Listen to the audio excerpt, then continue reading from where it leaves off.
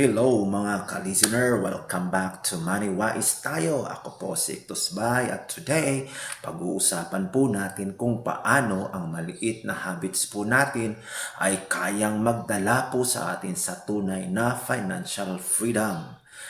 Kahit simpleng steps lang po, kung consistent po tayo, malaking epekto po ito ang maibibigay sa future po natin.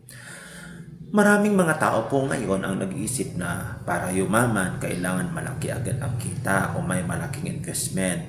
Pero ang totoo po, consistency sa maliliit na tamang gawain ang tunay na sekreto. Small habits that build wealth. Number 1, daily tracking of spending.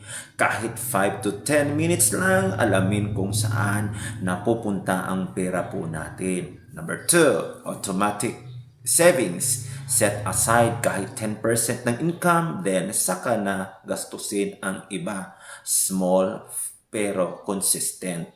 Number 3, invest a little every month. Kahit 500, 1,000, the key is compounding over time.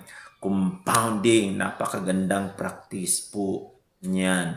Number 4, review financial goals weekly. Small reflection, big clarity. Nakikita mo kung nasa tamang direksyon po tayo. Number 5, say no to impulse purchases. Every no today is a yes for your future wealth. Remember, mga friends, combine small habits with mindset shifts. Reward yourself for consistency, not spending. Halimbawa, every week, na-track po natin ang gastos. Then, give yourself a small free activity that doesn't cost money.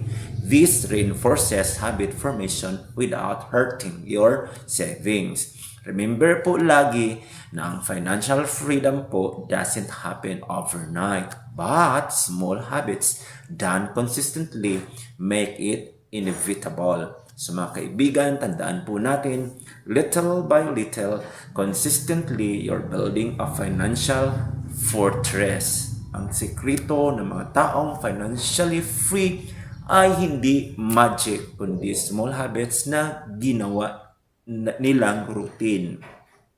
This is Tos Bay and you've been listening to Money Wise tayo.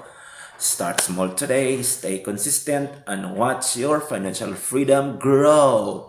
Kita-kits sa susunod na episode. God bless po.